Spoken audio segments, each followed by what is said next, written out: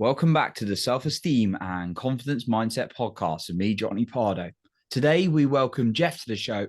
We're going to be talking about self-confidence and improving performance. So welcome to the show, Jeff. Fired up to be here, man. Super excited, ready to learn, but also ready to grow. Impact. I love it. Learning and growing, two of my favorite things. So yeah, you're definitely in the right spot. We're definitely in the right spot together here.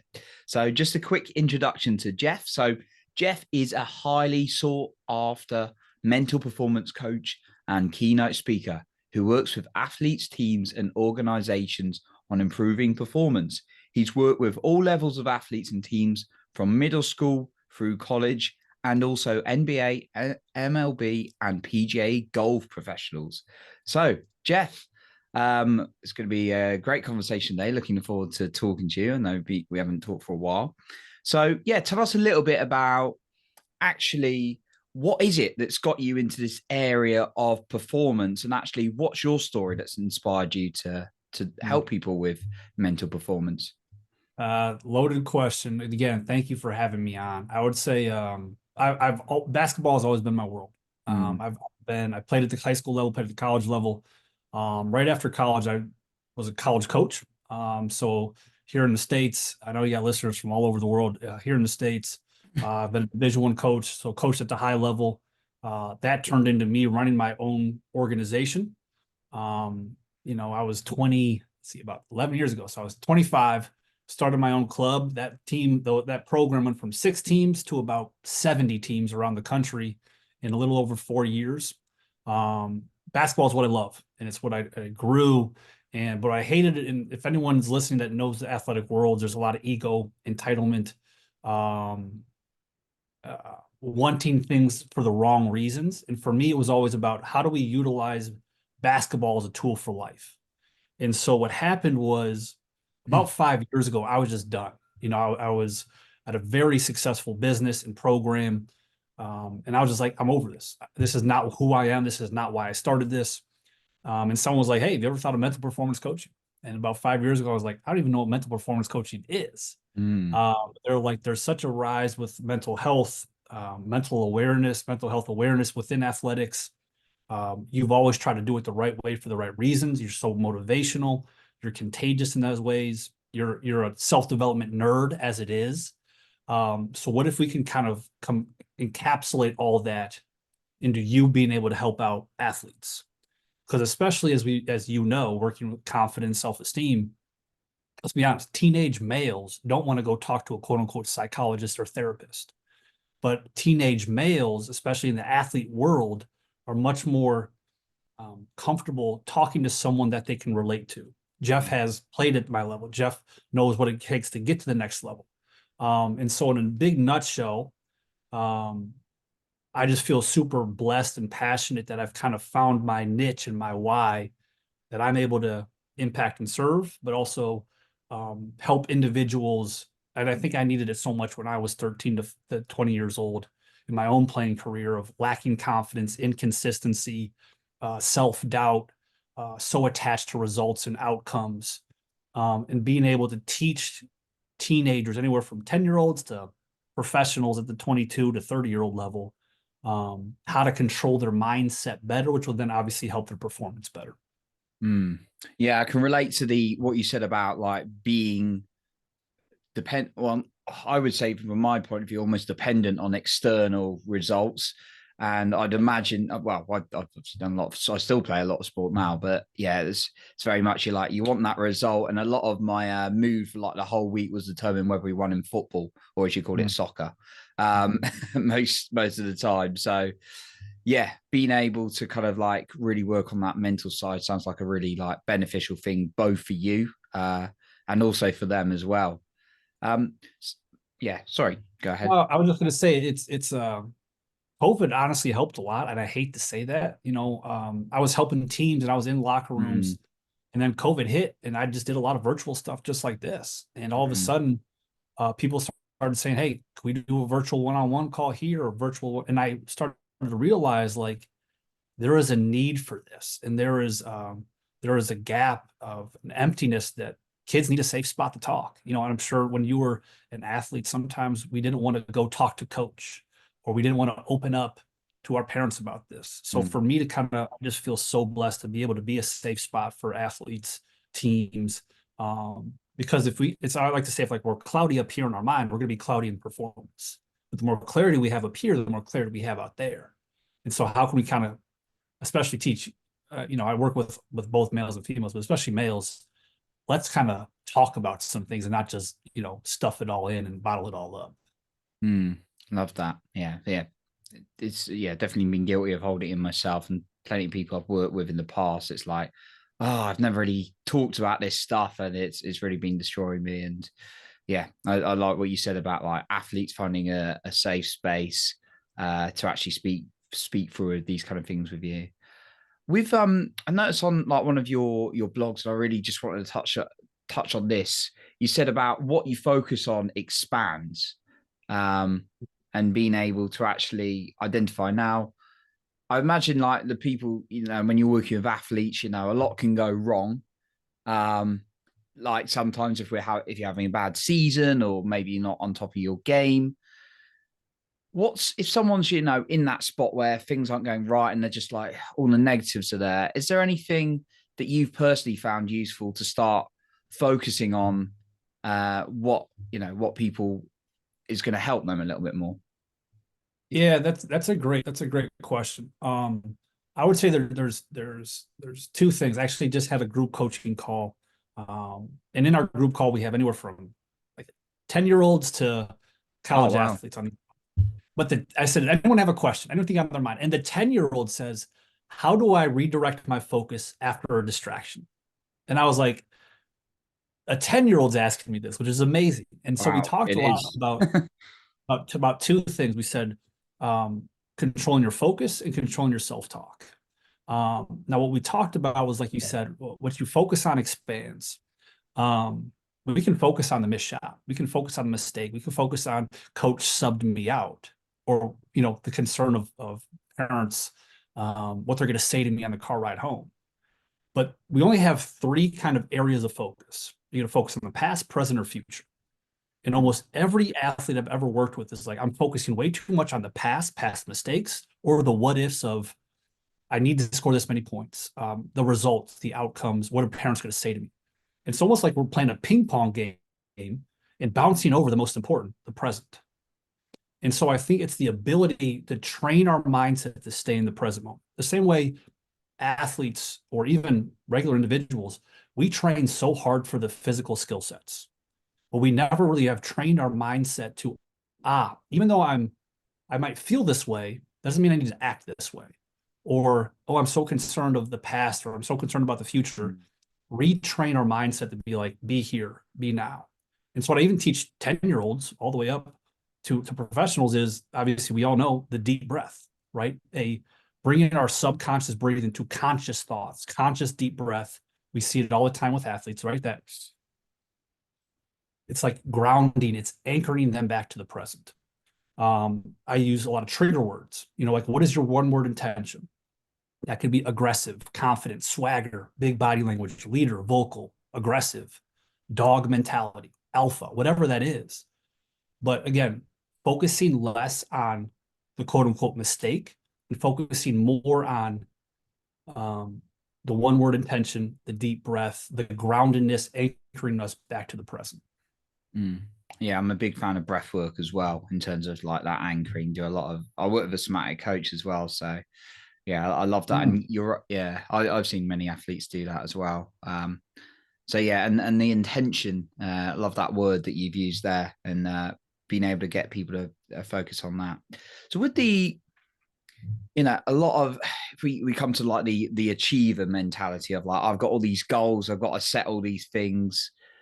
Um, what do you kind of say to kind of like setting goals versus like living in the present? Because I personally found in the past, and I know I've worked with people who are like very so future focused because they're like setting goals. So do you think it's like a little bit of a balance? It's about going into the future, but then living in the past. How do you find balancing that? I would say it's kind of that phrase, like that 80-20 rule. Mm, 80% on the present, 20% on the mm, goals or achievements. Especially that's what I work on with athletes. And here's literally my note card right here. 80% of what do I need to commit to, and 20% of my actual goals that I want for this year, this quarter, whatever. And what I mean by that is I always bring them back to this, especially in high emotional states like sports. There's a lot of expectations, there's a lot of pressure. And I always ask them, I said, society wants you to focus on what? Standards or expectations? They're like expectations, pressures, what I need to accomplish. But what we need to do is have a better relationship with it, disassociate ourselves with expectations and pressures and focus on standards. We can control our standards. We can control, teams always have, here are the three standards, the three pillars of what we live by. But a lot of us are so encapsulated by the expectations, the results, the goals. But if you live your life by a high set of standards, results should take care of themselves. Mm. So literally for me, I'll read you mine off. Believing yes. and acting, 100% relentless focus and discipline, priceless value, true confidence, choose courage, infectious presence, seek joy and fulfillment, serve others, I'm enough, every moment matters. I read it every single morning because that locks me into how the best self for Jeff shows up. And if I can show up better, results take care of itself. Mm. So it's like, what you're striving for, but it's a standard you're like focusing on in order Great for point. those. Yes. So what I would do with an athlete is say, all right, let's take 90 seconds and you write down every word that embodies you when you're playing at your best. Go, confidence, present, leader, vocal, and they might come up with 10 words. All right, cut that down to 8. Okay, cut that down to 7. Cut that down to 5. Okay, what are the top 3 words that just embody who you are when you're at your best? And they might, like my 3 words are present, discipline, and joy. If I'm more present, if I'm more disciplined with my choices, and if I find joy in what I do, I know I'm going to have a great day. I know I'm going to be a better coach, a better husband, a better person. And so again, I live by standards, not by emotions. I live by how I want to show up, not by how I feel. Mm. Right. And so many of our society, we're just an emotional roller coaster. How I feel is how I act. And what I say is like, I don't care how you feel. I really don't. I have a child. I have almost 2 under 2 right now. I have a dog. I get in disagreements with my wife. I don't get enough sleep sometimes. But that doesn't give me it doesn't allow me just to show up how I feel. What the best can do is disassociate and separate. Even though I feel this way, I still need to show up as my best self. And that starts by your standards, not by your emotions. Mm. Like that. I was going to actually ask you about one of the words you mentioned there was discipline, and then being able to do that. And for like those who you see really like disciplined, is it that they've got like simple strategies you find, or is it just the case that they're able to get themselves to act even when they're not good? Like, is there anything that you found that's effective for discipline? 2 things I think of. I'll start with the first one is I've been doing a lot on I have my own podcast called The Champion's Life, and the last podcast was about procrastination and laziness. Oh and yeah, I was going to touch on that actually. we could talk about that a little bit, but Tony Robbins talked about um, motion creates emotion, right? I don't feel like getting up to do the dishes, but if I can get myself up, the motion creates, all right, I'm up, let's get going. I don't want to get on the treadmill to warm up, but if I start stepping and walking and moving, motion creates emotion. So what I mean by that also is how do we get started? I love the quote, it's the start that stops most people. It's the start that stops most people. And so if we can get started, so almost every single client call that I have, individual wise, team wise, I end with something called a start, stop, continue. And that's my accountability to them for this next week until I see them again. What's one thing you can start doing? What's one thing you can stop doing? And what's one thing that you can continue to do well this week? Not focus on 1,000 different things and throw 1,000 things at a wall. Let's just focus on one. And then week after week, brick after brick, we're starting to lay that disciplined, consistent, intentional, better version of who we want to become. And that's each week, doing something each week, just to clarify. 100%.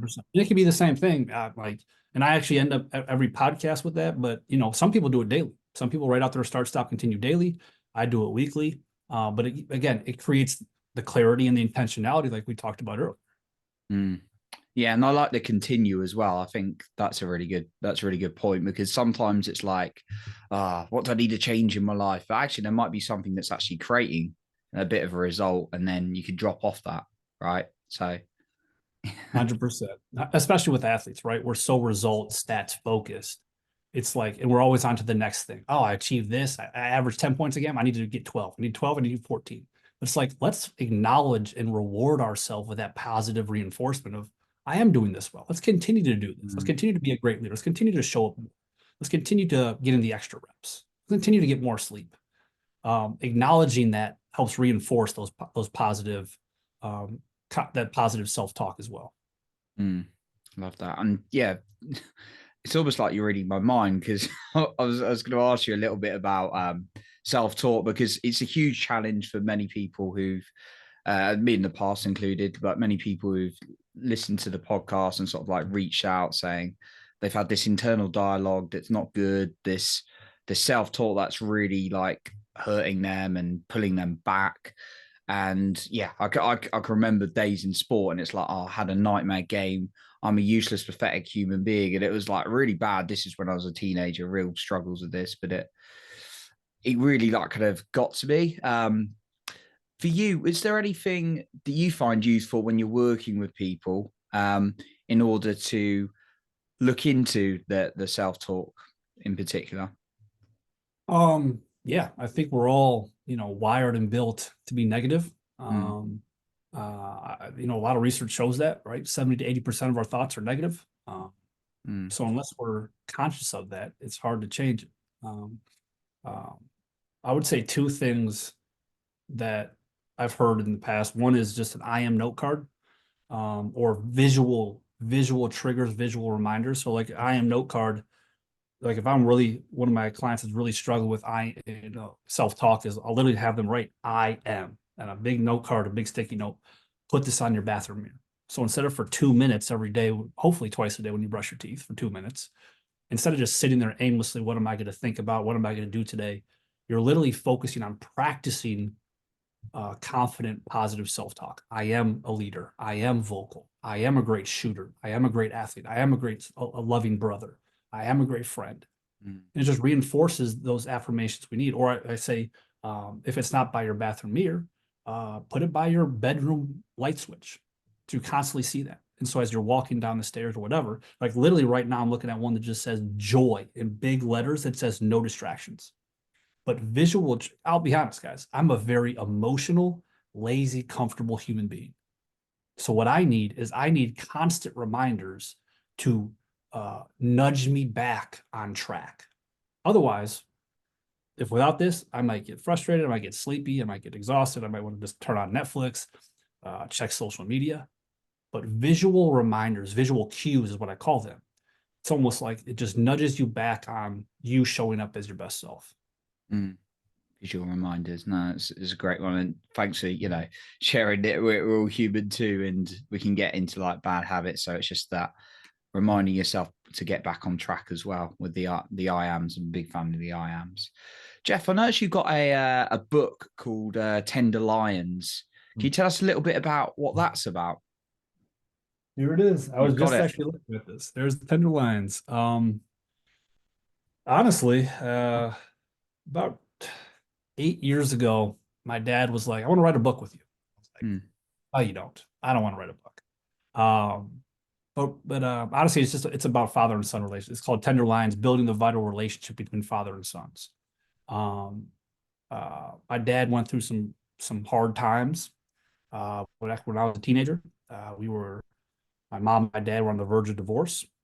It hurt us emotionally, psychologically, um, for many years. But mm, we also were just like, if we could rewind time or put everything of kind of a step-by-step process for what we would do differently, to be a better man, a better leader, a better mentor in the house, what would that include, and how would we do it differently? So it's really cool because it gives a father perspective, but also gives me as a son perspective. And it also gives us father-son relationship perspective, but also the craziness of what I've seen in youth sports and sometimes the lack of fatherhood or the lack of mentorship.